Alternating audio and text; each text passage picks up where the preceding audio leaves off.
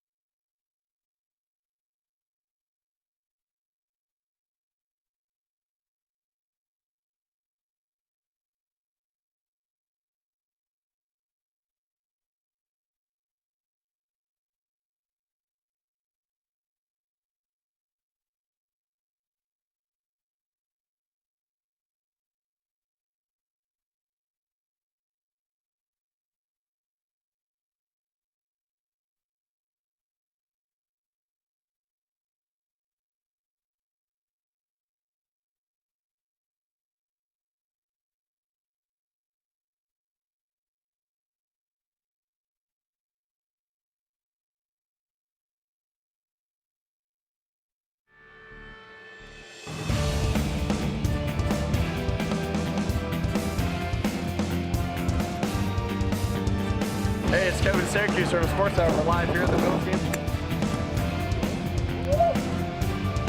Did you get that?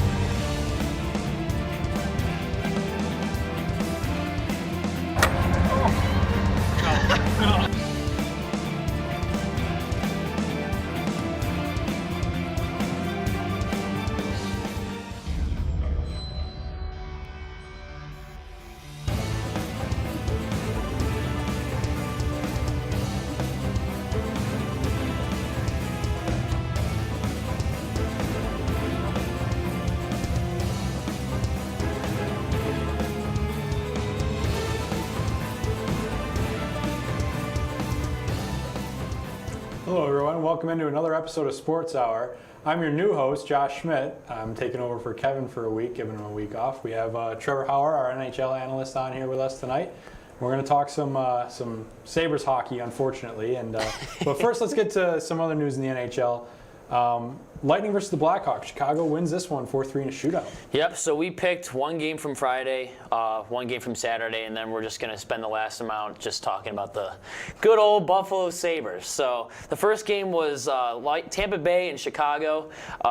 Chicago wins 4-3 in a shootout, and Chicago looking like they're going to be on a rebuild. They beat the defending Stanley Cup champs in the Tampa Bay Lightning. I think even though they're going through that little rebuild phase, they're still a solid team in this league, especially with Patrick Kane, who seems to be an absolute ageless wonder. Yeah, I know. I mean, we look at it as Sabres fans, and it's shocking because they won 3 cups, went through a rebuild, and now are back to being seemingly cup contenders. I mean, They beat this, as Trevor said, they beat the defending champs. And now they're sitting pretty in third place in the Central, and it's looking pretty good to be Chicago right now. And it was kind of all over the place, too. That game was like, I think it started off 2-0 in favor of Chicago. Tampa Bay came back, forced overtime. They went 3-3. They had a bunch of chances to score in overtime. Both teams hit the post a bunch of times. Then they went to the shootout. And obviously, Chicago came out on top. And I believe it was Patrick Kane that scored in that shootout. Yes, it was, because he's absolutely an ageless wonder, unbelievable in the shootout. Yeah. But yeah, it was a good game. This was a rematch from the Stanley Cup that happened in 2015, I think it was. Blackhawks Lightning. So. Yep. So those games are always fun to watch. Yeah. And moving on, our Saturday game for this week was Rangers versus Devils. Rangers took this one 6-3. I mean, the Devils have seemingly forgot how to score. I mean, we watched. Me and you were keeping up with the Devils-Bruins game yesterday night, and it was 1-0 in the third period, and those are 2 high-scoring teams. So the Devils are not only shutting themselves down, but shutting other teams down, which I guess is good and bad at the same time. Yeah, not only that, but the Rangers are arguably the youngest team in the NHL right now, and they're finding a bunch of different ways to score. They got Lafreniere, who's an amazing rookie, first overall pick. What's his Capo, I think his name is. Yep. Yeah. He's elite for his age right now.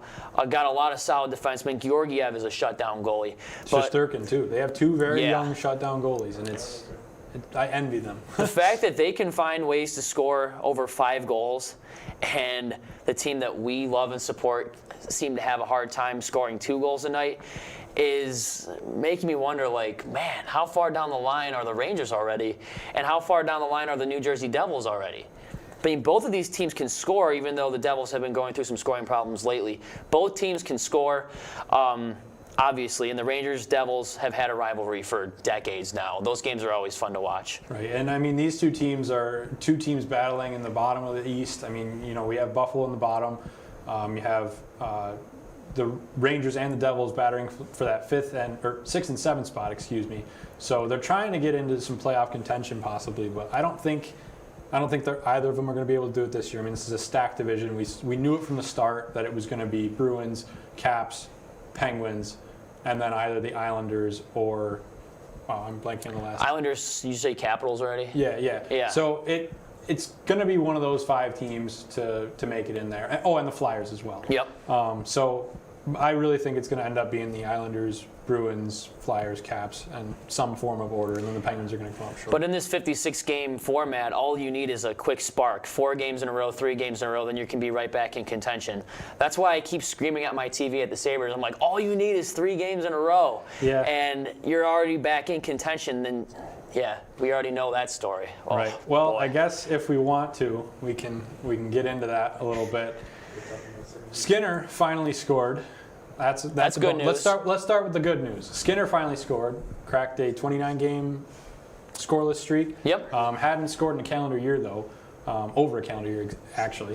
But I mean, what do you think's next for him here? I mean, the Sabres as a whole. Logically, you got to put Skinner on the top 6 now. I mean, he already scored, and that was an awesome goal. I probably watched that like 10 times on the replay.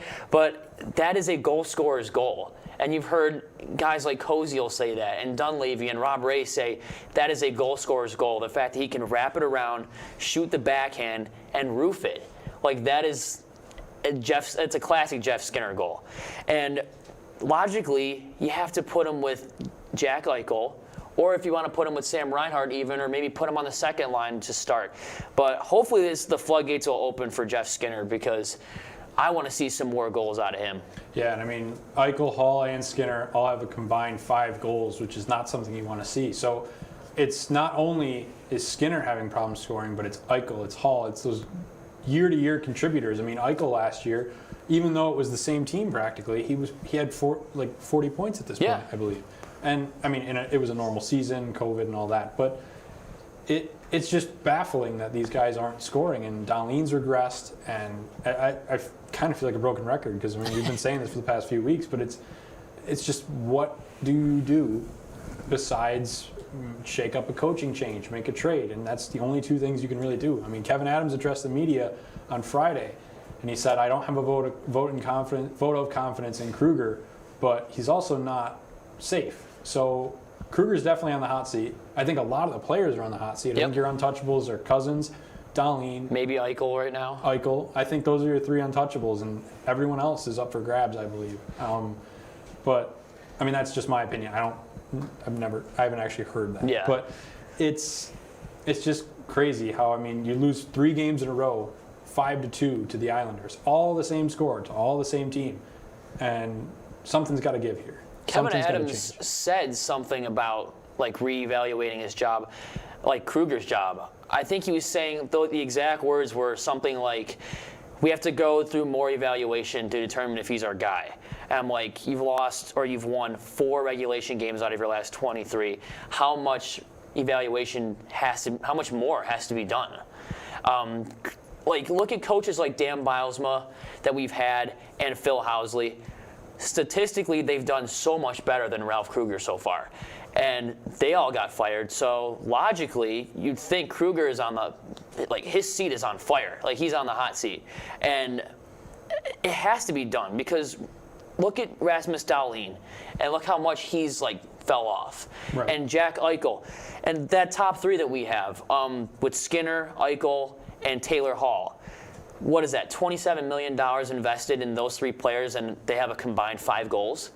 Right. And I blame part of that on the coach, part of that on the players. I mean, Eichel's playing injured, clearly. But you got to add on top of that, Rasmus Dahlin in a couple years wants a massive extension. Actually, this year he's an RFA. He's an RFA this year. So we got to bring in a coach that can bring him back up to his rookie year standards, and he can get that huge payout. Because right now, Kruger's killing Eichel, Dahlin, Reinhart for the most part, and Jeff Skinner. Skinner he has to be getting the worst of it right now. I mean, they're sticking him with Casey Middlestat and Riley Sheehan and stuff like that, and Curtis Lazar, when he should be playing with either Eric Stahl or Jack Eichel and Sam Reinhart. Right, and you look at what Kruger said about Skinner after the goal he scored. He said, "Well, he's a goal scorer, and he's measured his career on scoring goals." And where did that come from? It's not true. And why wasn't he fired right on the spot? I mean, what do you measure your career in? And it's crazy like that he can say something like that and not have some immediate form of like a talking to. Because what was it in his first year as a Sabre? He scored 40 goals and 45 assists? Something like that, at least 40 goals. So obviously his game is not revolving around scoring goals. Right, he's been a playmaker his whole career. All in Carolina we saw that. He was a goal scorer and a playmaker.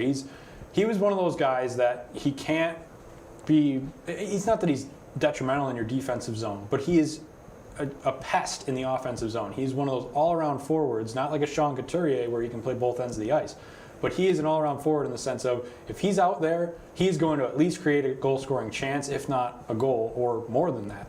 So it might not be him scoring, it might not be him even getting an assist, but if he gets the puck, he'll get the puck in for you, he'll get a shot on net that creates a rebound, and it's just something with the system, I think. It's got to be. The thing I'm most confused about, like, Skinner is a proven player, but Kyle Oposo is getting top 6 minutes. And he has the A on his jersey, and I think that's the reason why he gets all the minutes. But it's been proven, like, even though Skinner only has 1 goal, he's a much better player for the top 6 than Kyle Oposo is.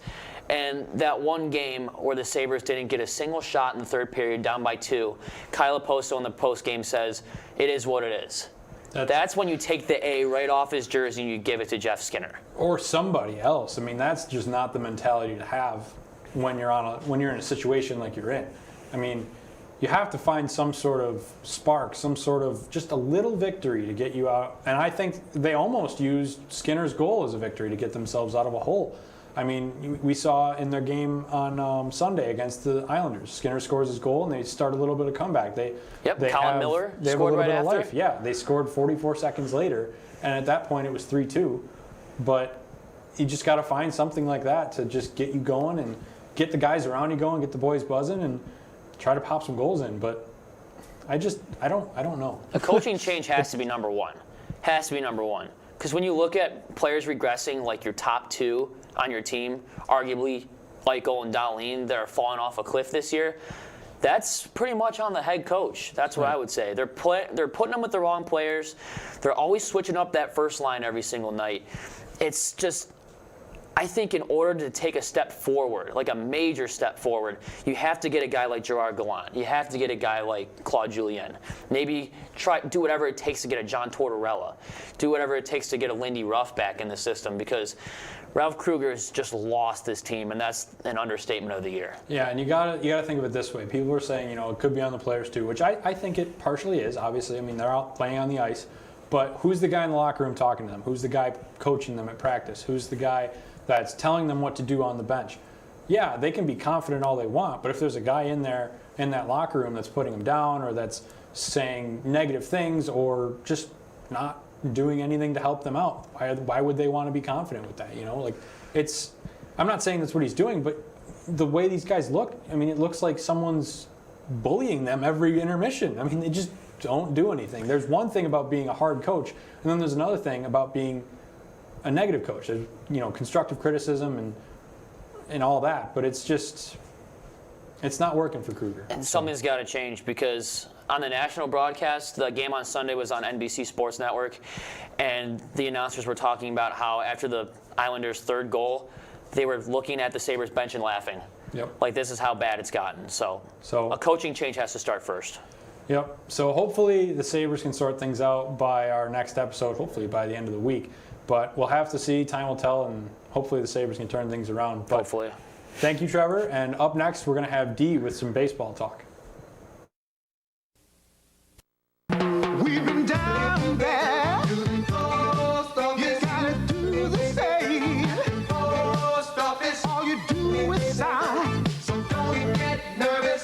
Sign your name. For selective service. It takes no time. Just sign on the line at the post office. For selective service. Hey guys, if you're about to turn 18, you gotta register with Selective Service. It's simple. Just go down to the post office, fill out a card, and turn it in. That's all there is to it. There's no draft now. You're just adding your name to Selective Service's list in case there's a national emergency. So if you're 18 now, Selective Service, you gotta get down to the post office. Register with Selective Service. It's quick, it's easy, and it's the law. Takes no time. Just sign on the line at the post office. Selective Service. What a great time for a drink. What a great time for a drink. What a great time for a drink. If it's time for a drink this many times a day, you're not a social drinker. You're a problem drinker. And you could be well on your way to really messing up your life. Think about it. Talk to somebody about it. Do something about it before it's too late. A message in the interest of your better health from the American Medical Association. This is not a commercial. If you think measles, mumps, whooping cough, or polio are nothing to worry about, you'd better think again, because they could make your child go blind or deaf. They can cripple or kill. To protect children, you have to get them immunized. Get them their shots. It costs nothing or very little, so get it done now by your doctor or local health center. Your child's future is in your hands. Don't let her down. A message in the interest of better health from the American Medical Association.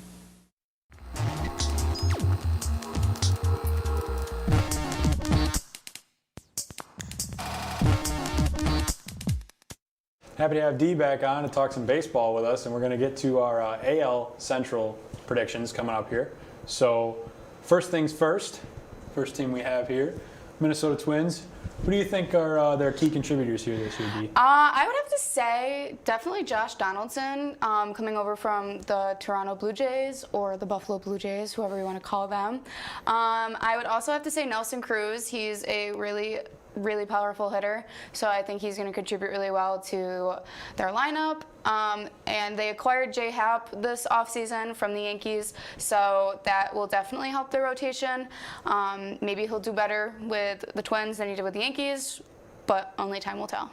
Yeah, I mean, it looks like they made a lot of big off-season moves. You know, like you said, you got Josh Donaldson from the Buffalo Blue Jays. You got J. Happ from the Yankees. It looks like they made a lot of big splashes, and hopefully, you know, they have a 61% odds to win. This is according to MLB.com. They're projected to go 91-71, which isn't too bad. Their margin between the Twins and the Indians isn't terrible. I mean, the Indians have a 25% chance of winning the league, but you know, these are just predictions. They're not 100% accurate, so. Yeah, I mean, like, look at all the other predictions we were just talking about in the NHL. A lot of things changed. Oh, a lot of things changed, definitely. But moving on to the next team, we have the Cleveland Indians. Who do you pick here for their key contributors? Shane Bieber, 100% in their rotation. He was a Triple Crown winner last year. You know, he definitely, you want him starting in your rotation. Jose Ramirez, you know, he's great on the corner. And Eddie Rosario, I cannot pronounce his last name. Rosario. Oh my gosh. My bad. And Roberto Perez, you know, he's great. He's got a great arm behind the plate. Yeah, so I mean, the Cleveland Indians, they're predicted to finish 86-76 with a 25% chance to win the division. So not as good as the Twins, obviously. So I think, honestly, I don't know. I mean, I think the Indians could pull it off. It's not too far of a win differential. Oh, no, not at all. And usually the Twins and the Indians are always big competitors when it comes against the Yankees. I mean, any team, they always put on a show for them. So. Yeah. So moving on to the next team, we got the Chicago White Sox. Who you got here? Jose Abreu, definitely. Dallas Keuchel, he's a big one. Those two names definitely stand out for me. Tim Anderson at shortstop, too. I think he's going to contribute well. White Sox are predicted to go 83 and 79, which is about a 13% for them in this division. But like we said, you know, any team can pull off anything. We got the Tigers at the bottom of our division here, and My poor Tigers. we'll get to them. We'll get to them. But it's funny that you're seeing a lot of Houston Astros in the AL Central. I mean, or in the Central Divisions as a whole. I mean, we got Keuchel here. We got a bunch in Toronto. They made a lot of trades this offseason, which is bad for the Astros, good for the other teams. But it's good that the Astros are bad. Yeah, I mean, I don't like what they did a couple years ago, and they still haven't been reprimanded for that. But time will tell. So coming up next, we have a couple of our bottom feeders here. The Kansas City Royals are not looking so hot, but they did make a couple big key additions. They did. So they acquired Andrew Benintendi from the Boston Red Sox, which I never thought, you know, Andrew Benintendi would leave the Red Sox. Yeah, that was a big That's move. a big move. I'm not going to lie, I forgot he played for them for a hot second when they traded him, and then I was like, wait a second, why are you trading one of your best players? Because you're struggling. Yeah, they've been making a lot of questionable decisions. I mean, between Mookie Betts and like they sent Benintendi. Mookie Betts to the Dodgers, and he wins the World Series the first year he's with them. And they got nothing in return, virtually. No, they really didn't. And they have now Andrew Benintendi and Salvador Perez and Carlos Santana. Like, those are some big names. And, you know, Brad Keller, he's a great part of the rotation, but I think Kansas City really is going to be relying on their lineup. Yeah, I mean, right now we have them at this site has them at a 71 and 91 with a 1% chance to win the division. So it's not looking too hot for Kansas City, but I mean, time will tell. I mean, who knows? Benintendi clicks, and maybe that rotation sticks it out. Maybe it'll be another, you know, Mookie Betts. They'll trade Andrew Benintendi, and maybe the Royals will actually win this year. Maybe they'll win the World Series. And now, maybe last but but not least, we have the struggling Detroit Tigers. I want your intake on this, because you keep saying that they're... I don't think they're going to be that bad. I mean, you lost a lot of pieces, but you add a lot of pieces with like the draft picks they've been getting and stuff like that. I mean, Spencer Turnbull's a great guy in the rotation. He's projected to be really good. Jacoby Jones in center. Miguel Cabrera, I mean, he's DHing this year, but he's still Miguel Cabrera. He can still hit the ball. How many years do you think he has left before he retires? Honestly, this might be his last one. Might be his last year. I think so, I think too. one or two. I think one or two. Probably depending on how this year goes for them. Right.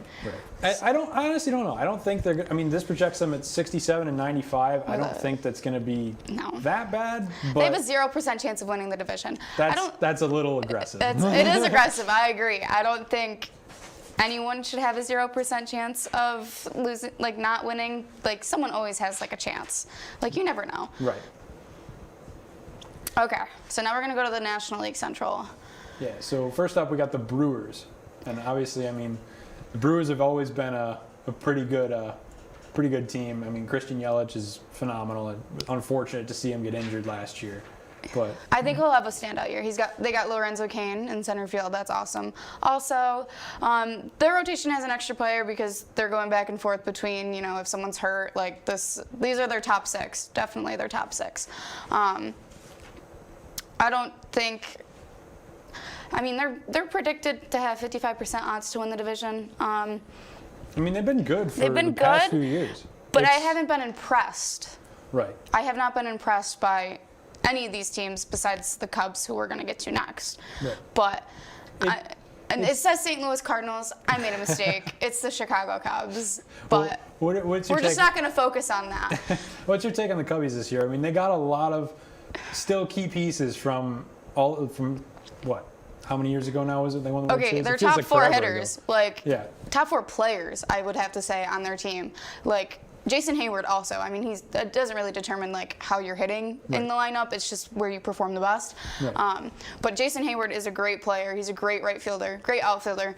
Chris Bryant, great corner. I mean, when you have Anthony Rizzo and Chris Bryant on your corners, like nothing is getting by. Right, and like I said, this is almost the same team we saw win the World Series. I mean, they've obviously made additions and they've lost players, but like Javi Baez is still there, and I mean. Your rotation's pretty much the same. it's looking like I think the Cubs are actually going to surprise some people this year. I mean, I honestly think the Cubs are going to win the division. I don't think the Brewers are going to win because if we go back to the Brewers lineup, if we could go back to the Brewers lineup to see their players, okay, thank you. The two people that stand out are Lorenzo Cain and Christian Yelich. Yeah, I mean, they don't have many big standout names, but at the same time, you never know who's going to pop off, who's going to come out of nowhere. Exactly. But again, the stay-at-home name, or not stay-at-home, the household names. There it is. Household names: Javi Baez, Anthony Rizzo, Chris Bryant.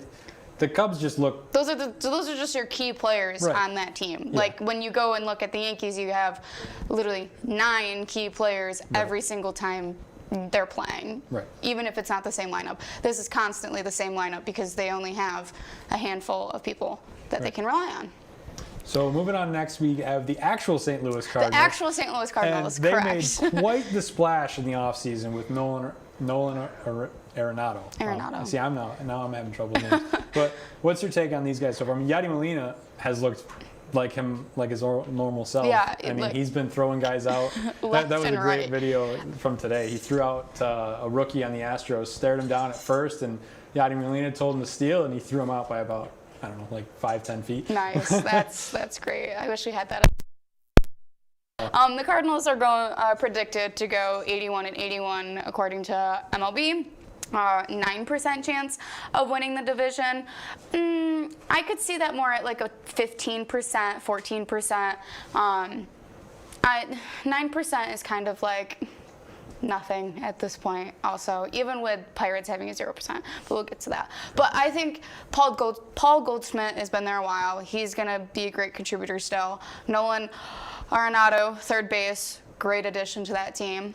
And I mean, I could see them going further than 81-81, definitely. Yeah, I honestly think, I mean, the standings we're looking at are a little skewed. I mean, it's tough to predict baseball. I mean, yeah, it's tough to predict any sport if we're being completely honest. I mean, baseball is one of those sports where you never know who's going to get hot. You never know who's going to just pop off all of a sudden and have like 10 good games. I mean, look at Pete Alonso last year with the Mets. He just came out of nowhere and was playing amazing. 100%.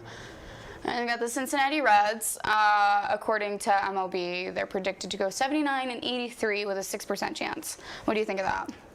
I mean, you still got. I mean, Joey Votto is still there after all these years. Nick Castellanos, he's not that bad of a right fielder. I mean, he was great when he was on the Tigers, but I don't think they're that bad. I think Mike Moustakas, but it's kind of it's an older team. You know, it's one of those teams where they might be on the brink of a rebuild, and I think 79-83 might not be the exact win-loss, but it's pretty close to what it's going to be probably. Or they're going to be around 500, I think. I agree. So they have Sonny Gray. I don't remember if they acquired him last year or this year from the A's, but he is a former Yankee. Mediocre, not gonna lie.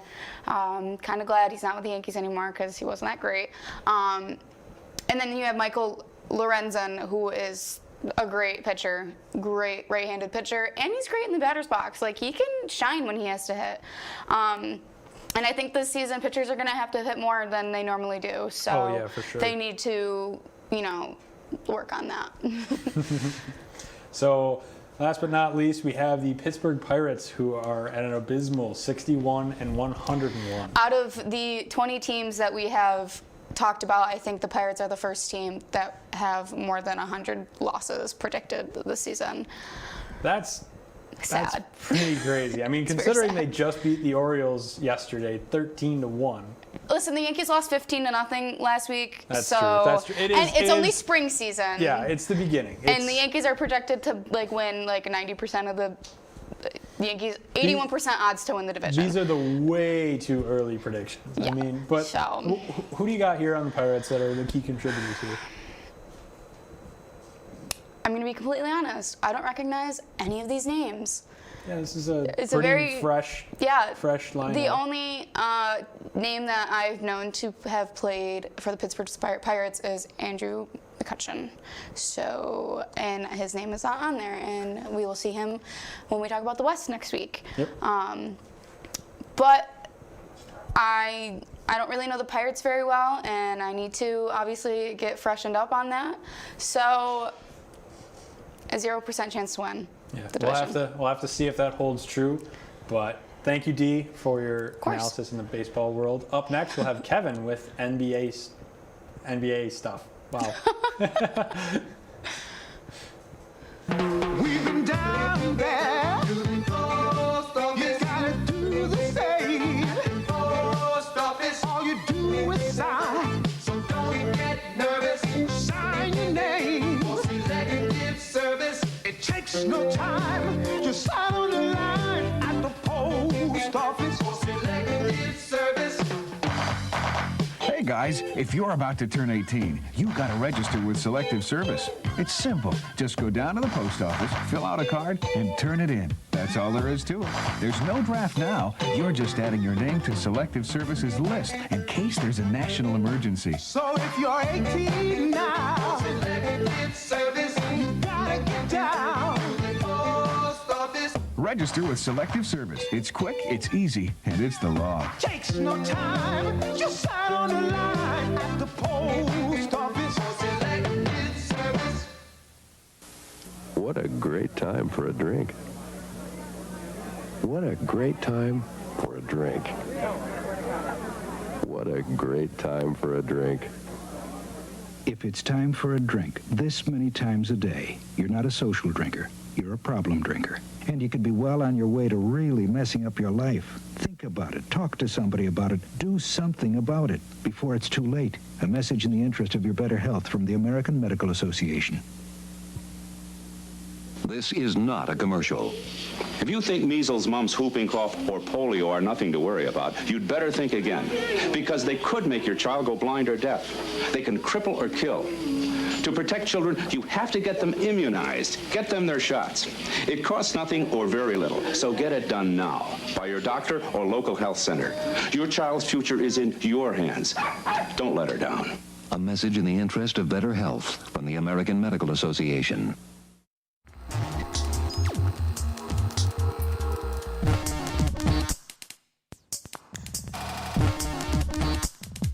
So up next, we have our former host, Kevin Syracuse, come on and talk about some NBA stuff, as I said before. So we're going to talk about the All-Star Game, the skills competition, and it was a pretty crazy one, Kev. Just real quick. Former, I'm not done hosting. No, he's not done. I'm just giving a little break. Just want to make that clear. But yeah, no. So we had the NBA All-Star Game last night, and what's your take on it? Yeah, so it was a little bit different this year because of COVID. It wasn't All-Star Weekend like we're accustomed to. It was pretty much All-Star Sunday. The Rising Stars Challenge on Friday didn't happen. The Celebrity Game didn't happen. We didn't have the skills competition and the three-point competition and the dunk competition on Saturday. That's usually probably the most fun day for fans. Right. But they crammed it all into last night on Sunday just because of COVID, trying to limit the amount of people gathering and at a minimum amount. Right. So, and to keep the players safe as well. Yeah, because Ben Simmons and Joel Embiid, their barber actually tested positive. So I think I saw the report like Wednesday or Thursday. Right. So that's a really that's a time crunch right there. It's a good thing they caught that. Yeah. So they held them out of the All-Star game, and luckily they just came out today. No one tested positive that played in the game. But yeah. So as for the skills competition and the three-point contest, so TNT coverage started at 5 o'clock. And the skills competition was first at 6:30, followed by the three-point contest. And then the game was at 8, and the dunk contest was at halftime of the game. So, yeah, a lot in a short amount of time. Yeah, I know. And I was watching some of the highlights from last night because I wasn't able to watch the game. But it looked. I was wondering why the players looked so tired. And now I see why. I mean, they were going for hours. Yeah, I mean, some of them didn't play some that did the skills competition didn't play in the game, or the dunk contest, vice versa. Right, yeah. But some of them did. And, I mean, either way, it's just a lot all at once. So, first for the skills competition, Domantas Sabonis won that, actually. He was a runner-up last year. And he was also a sub at the last minute for Kevin Durant. Yeah. So Durant, who was one of the captains, he hurt his hamstring, and they called Sabonis. He was a fill-in, and then I don't know if he was scheduled to be in the skills competition before the injury or not, but he might have been because he was the runner-up last year to Bam Adebayo, who won. So he defeated Julius Randle, Sabonis this is. Sabonis defeated Julius Randle in the first round, and Nikola Vucevic of the Magic defeated Robert Covington of the Trailblazers. And then in the second round, Sabonis defeated Luka Doncic. I can never say it. Luka Doncic. Doncic, yeah. And Luka didn't take his warm-ups off. I saw he tweeted today. Jalen Brunson tweeted at him. He's like, "Are you serious, Luka?" And he was like, "Sorry, I forgot to take my warm-ups off, or I forgot to warm up. I let the pressure get to me." So he was totally off. And Sabonis beat him. Nikola Vucevic defeated Chris Paul. And then in the final, Sabonis defeated Vucevic. So then in the three-point contest, we had 6 shooters. Jaylen Brown had 18 points, Donovan Mitchell 22, Zach LaVine 22, and then the top 3 advanced to the finals, and those were Jason Tatum with 26, Mike Conley with 28, and Steph Curry with 31. So then in the finals, Tatum had 17, Conley 27, and then at the buzzer, Steph Curry drilled a 3 to literally beat Conley at the buzzer. And Conley was another fill-in too. Right, and sorry, go ahead. I was going to say, he filled in for Booker, who was filling in for Anthony Davis. Yeah, there was a lot of substitutions in this one. I mean, I think that there was, 4 or 5, if I'm not mistaken? Yeah, so Conley was in for Booker, who was in for Davis, and then Sabonis was in for Durant. And then Simmons and Embiid didn't get replacements because that was just COVID at the last minute. They held them out. Right, but I saw the video, of Steph Curry hitting that, and he actually waited a second to make it a buzzer beater. He held the ball, looked at everybody, and then shot it. And I mean, good thing for him it went in. Yeah. And then that remained pretty much consistent for the game because him and Dame Lillard were just draining threes. Literally, not even threes, like half-court shots. Yeah, I saw there was one highlight. Damian Lillard pulls up at half court, sinks it, I think nothing but net. And then the other team gets the ball back, goes down the court, scores a layup. Lillard gets it back again, shoots from the same spot, and hits it 2 shots in a row in like a 10 seconds, or well, probably more than 10 seconds, but a very quick span. It was like they were having their own three-point competition. It was like Curry's like, okay, I made it from here. Lillard's like, all right, I can help you one on that. They didn't play each other, and they got to play each other in the game. Yeah. So as for the All-Star game itself, I'll just run through the rosters real quick in case people didn't watch the game and were wondering who went where, because this is the 4th year of doing it with captains. So basically, the schedule was on February 18th, the starters were revealed. February 22nd, the reserves were revealed. So there were obviously 5 starters, 6 reserves, and then the draft was on March 4th. So just a few days ago. And basically, they assign 11 players from the East, 11 from the West, and then the 2 captains are the all-star starters from each conference who received the most fan votes in his conference. So it was LeBron from the West, and then Kevin Durant from the East. That's weird to say. I mean, Kevin Durant's been in the West for most of his career. Yeah.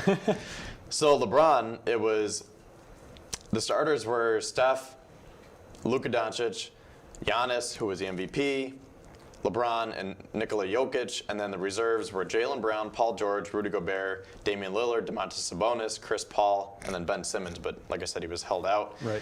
And then Durant had Kyrie, Bradley Beal, Kawhi, Jason Tatum, and Zion, and then the reserves were Mike Conley, James Harden, Zach LaVine, Donovan Mitchell, Julius Randle, Nikola Vucevic, Devin Booker, who we said was hurt, Anthony Davis, who we said was hurt, and Joel Embiid, who also we said was out due to COVID. Now, what's your take on, I mean, we know All-Star weekends can be kind of controversial in some sports. Some guys don't want to play in them because they're worried about getting injured.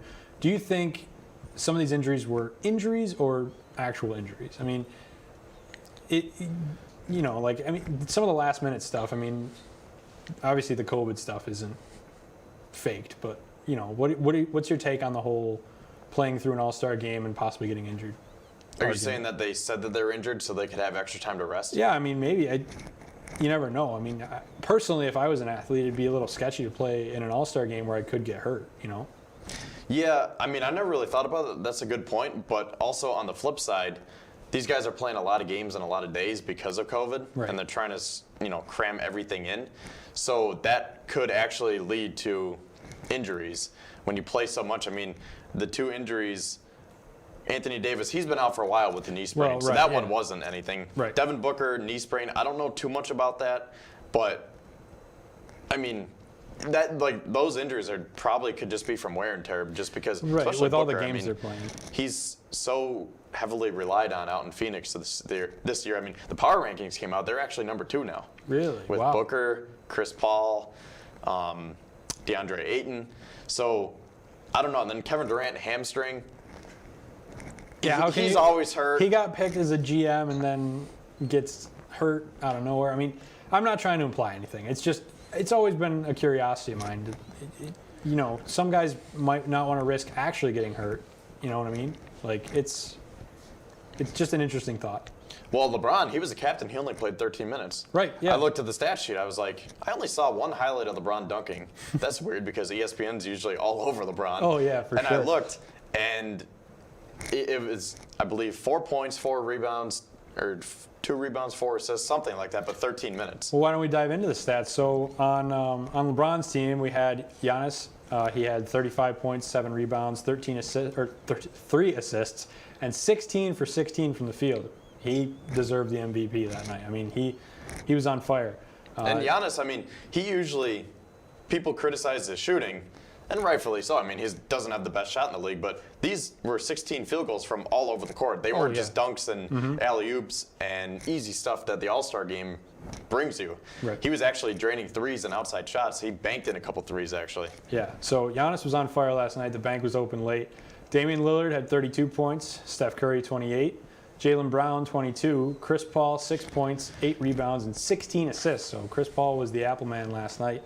Most career All-Star game assists. Paul now leads the way. He overtook Magic Johnson with 128 to 127. What are your thoughts on that? Yeah, and he has played in one less game than Magic, too. But Chris Paul's always just been like that classic. Like, when I think of an All-Star game, I think of the Western Conference with Chris Paul. Like, every year it seems like Chris Paul's the point guard in the West. Yeah, and he's just that guy that loves dishing it out to people. But as you said, LeBron, 4 points, 2 rebounds, 4 assists with only 13 minutes. I mean, it's probably a precautionary measure, a smart one. And now we'll move over to Team Durant. Bradley Beal had 26 points. Kyrie Irving, 24 points, 5 rebounds, 12 assists. James Harden, 21 points. Jason Tatum, 21 points, 4 rebounds, and 7 assists. And Kawhi had 8 points, 9 rebounds, and 8 assists.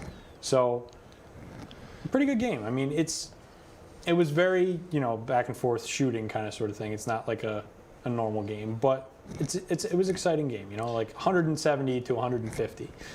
Yeah, and it was cool because they took the cumulative score, like basically each quarter they start at 0 to 0, and then they take the cumulative score, and which happened to be 146 to 125. Actually, I'll just read it. So the NBA tweeted, the cumulative score of the first 3 quarters, Team LeBron leads Team Durant 146 to 125. The final target score is set by taking the leading team's cumulative score and adding 24, the 24 representing Kobe Bryant's uniform number. So I think that's really cool that they're doing, like, it's weird. It's not just East-West, play 48 minutes. It's different, and it takes some getting used to, but I think that because they're incorporating Kobe, I think that's pretty cool. It's definitely an awesome, incorporation of keeping him into the game. And, Kyrie Irving's been talking about... MVP is named after Kobe now, too. Right, and Kyrie Irving's been talking about getting Kobe as the silhouette for the NBA logo, and that'd be pretty interesting, I think. It's, maybe change of pace a little bit. Yeah, I would definitely be down for that. I mean, I've seen some images where Kobe is the Jerry West of the picture, and it looks good. Like, it looks like he should be there. Right. And then finally, we had the dunk contest, and as you can see, I'm a Knicks fan. Obi Toppin got robbed. He deserved that. I mean, I don't want to complain too much because it was very, like I said, condensed because of COVID, and they had to get it in. It wasn't like the usual dunk contest, all hyped up and the ratings and all that stuff. Right. But Anthony Simons, they were okay. I mean, he put the Nerf ball on the backboard, and he got up, he jumped high. They were good dunks. He jumped high, but I saw someone tweeted like, yeah, he had good jumps, but Toppin had good dunks, and this is a dunk contest. Right, and it's usually about creativity. Yeah. I mean, you look at like when you do like a solo thing like that, like the NHL does the penalty shootout. It's all about creativity. And with these guys, I remember when Aaron Gordon won it, he was incorporated his mascot into it, and that's a good idea. You know, it's about being creative. Yeah. So real quick, couple things before we hit the break. So Blake Griffin signed with the Nets today. He's chasing that ring. So, yeah. Okay, well, actually, we're going to be out of time. I was going to go over the standings, but as long as I'm talking about Blake Griffin, the Nets are in second place. They are 24-13. The 76ers are 24-12. So that's going to get real interesting now with Blake Griffin in the East. And in the West, it's Utah, Phoenix, LA, Lakers, and the Clippers. So yeah, so we're going to have to see if Blake Griffin can revitalize some of the old Blake Griffin we used to see. And up next, we have Aaron talking some NFL free agency. Thanks, Kevin.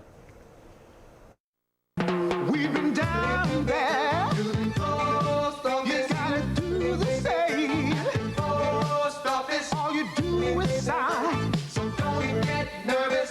Sign your name. For selective service. It takes no time. Just sign on the line at the post office. For selective service.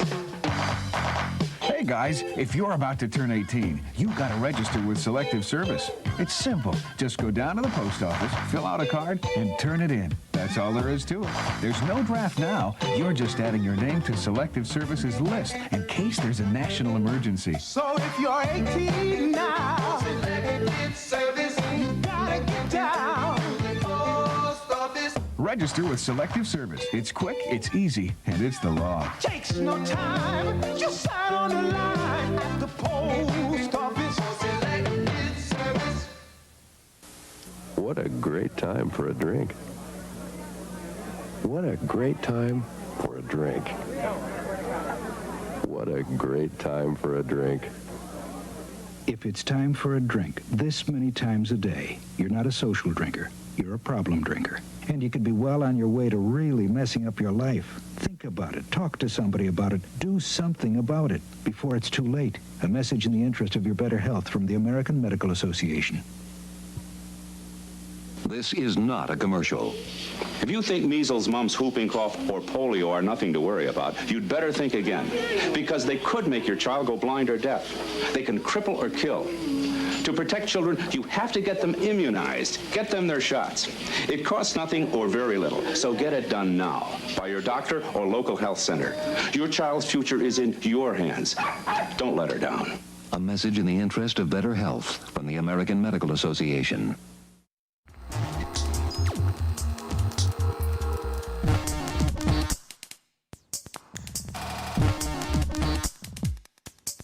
Welcome back to Sports Hour. Sorry we had to rush out of that last one. Thanks again to Kevin for talking some NBA with us. And now we have Aaron to talk about some NFL free agency. And what's up, everybody? Boy, what a wacky NFL free agency we've had so far. I mean, let's just start it off with the elephant in the room. J.J. Watt signs 2 years, $31 million with $23 million guaranteed with the Arizona Cardinals. And I mean, what's your thought on that?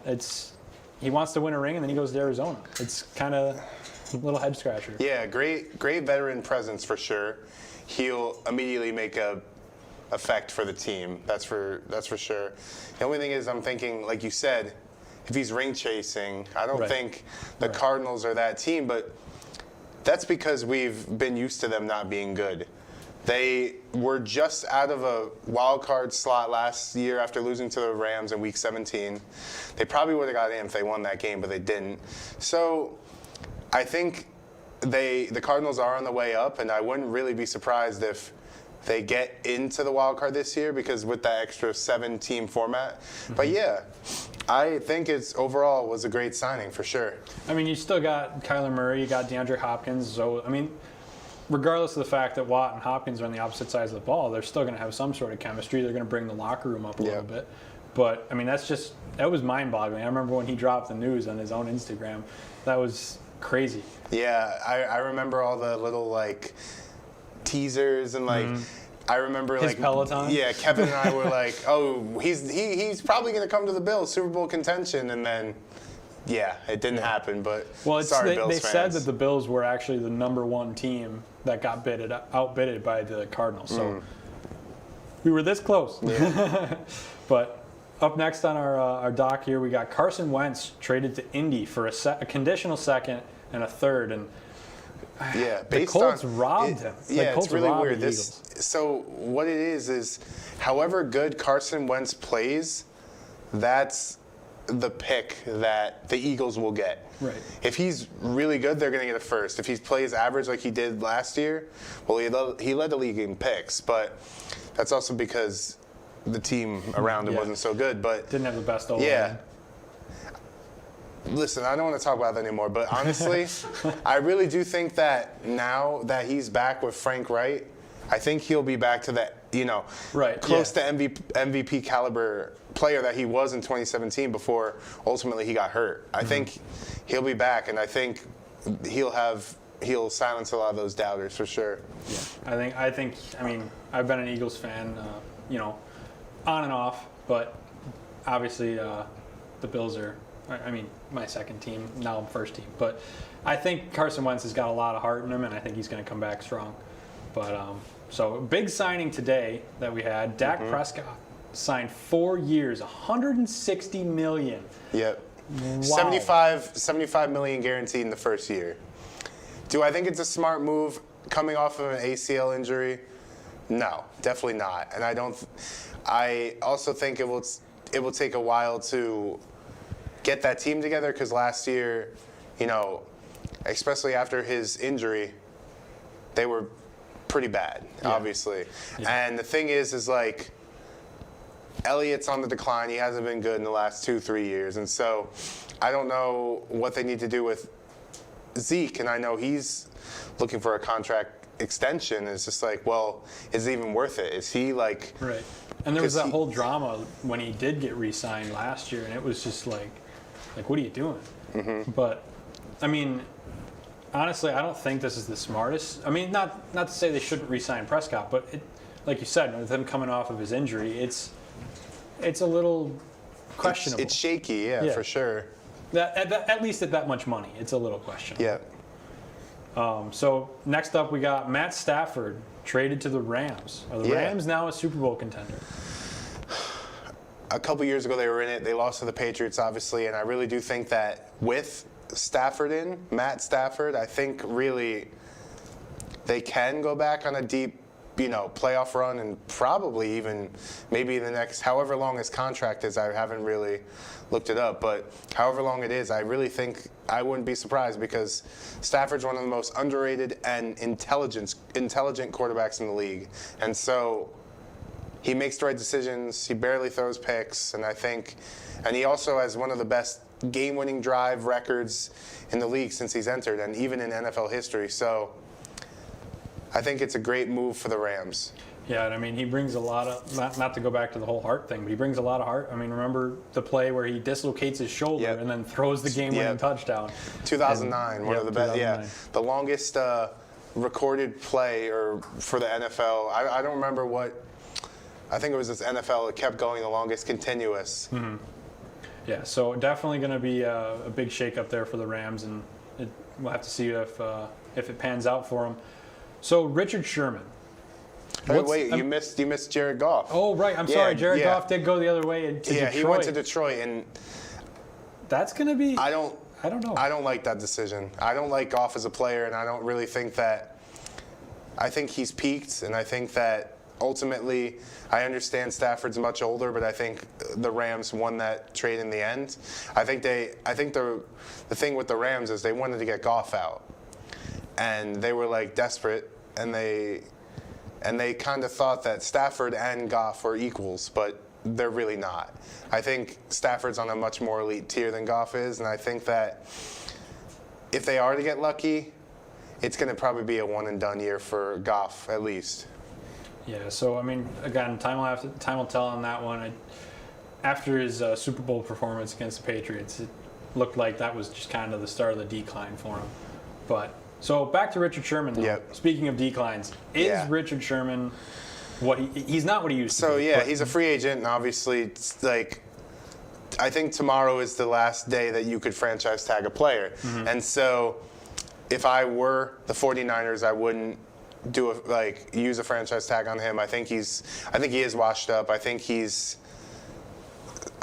really slow. I know a couple years ago he also, I think he tore his ACL or had a bad leg injury, and so I think he is really slow, and I don't think he can perform at a top level that would go against these faster wide receivers. So yes, I think he's washed up. I think he's 33 now, and I think, if anything, I don't know. I know he wouldn't want to hang it up, but that's how I would look at it. Could you see him as a veteran presence for some team that needs, a fill-in or an older guy to coach some not coach, but give guidance to some younger guys? The thing is, I feel like the problem is with a lot of people in the NFL today, their ego's a little too big, and they'll play until their heart gives out on them. And I think that was that was pretty evident with Richard Sherman, because there's plenty of clips of him getting burnt by receivers, and he's just not fit to play the way the league is. It's a lot different than it was when he was on the Seahawks, and I think that time has really caught up to him, and that's one of his main issues. Right. So moving on a little bit to the other side of the ball, will Allen Robinson finally find a great QB for the first time in his career? I know the Bears really well, and I feel like the Bears will try to keep him at all costs. And going off of the next thing we have here, so supposedly, sorry to cut you off about Allen Robinson, you're but good. Russell Wilson wants out of Seattle, and they've been saying lately that the Bears are the top interest. And so if he were to go to Chicago, which in my opinion is, if you were Seattle, is one of the stupidest decisions you can make, but it seems like already that he wants out and he's not happy there. If I'm Chicago, take him. I don't care how much I have to give him. He, like Stafford, is one of the most intelligent players in this league, and he'll be the one to just help your team get there. I was really surprised that Chicago even made the playoffs last season. They played in that Nickelodeon game, and they lost to the Saints badly, but with Russell Wilson on your team, you will have success, for sure. But the question is, can you keep Allen Robinson around and entice him to say, hey, we're going to get Russell Wilson, but then what if you don't? You're going to have a very disgruntled player. It's kind of like one of those, you're stuck either way. You're between a rock and a hard place. So it's going to be interesting there. But Cam Newton, jumping around a little bit here to another quarterback. Yeah, he wants to be either the Patriots starter still or a starter somewhere else. He believes he's still a starter. I don't think he is. I understand he led the league in, I don't know if it was quarterback touchdowns, rushing touchdowns, or just rushing touchdowns in general. He had 12, but you saw his passing game was terrible. It was not good. I don't think he really is good to be a starter, but like I said before, Josh, is ego. Ego gets to you, and he wants a starting spot. And if he wants it, he's got to prove it at this point. Well, and we've seen his ego from way back when he was on the Panthers. It's always the Cam Newton show, It's dancing and dabbing and doing all these moves. And it's got to weigh in on the locker room too. So it's going to be kind of tough for him probably to get a spot somewhere on one of these teams, because his reputation might not bode well for him here. Yeah, especially after he got that shoulder surgery a couple of years ago. It just seems like now he can't throw. He can't throw 20 yards down the field. He looks terrible when he throws. And it just shows, because it seems like every other play he had last year, it seems like he always was like, okay, I need to run. I can't throw the ball, so I got to use my legs. And that's not good for a quarterback. I understand he's mobile, and I understand he's very athletic, but he's already 30, and I don't think he has much time to be using those legs. He's got to show that he could still throw the ball and prove it. He could be a starter in this league. Right. So moving on to another questionable contract for an older, aging quarterback. Big Ben gets a 1-year deal at $14 million with almost 13 of that in guaranteed money. Yeah, he'll be 40 next week. I think he's going to be 40 next week. Yeah. I don't think this is a smart deal, but that's how I look at it. It's just he didn't look good at all this year for the Steelers. Yeah. It's such a crazy move. I just don't understand why. I mean, after the whole performance in the Browns-Steelers playoff Oh game, my God. oh my goodness, like Yeah. it's just crazy. Yeah. So, keeping with a former Steeler, will Antonio Brown re-sign with the Bucs?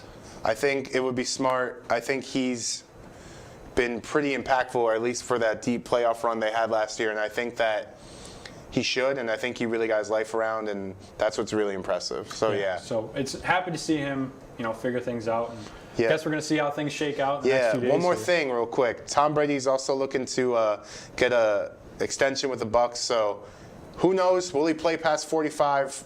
Probably. Probably. Yeah. But thank you, Aaron, and thank you for watching another week of Sports Hour. Tune in next week when Kevin returns to his hosting duties. Have a good week, everybody.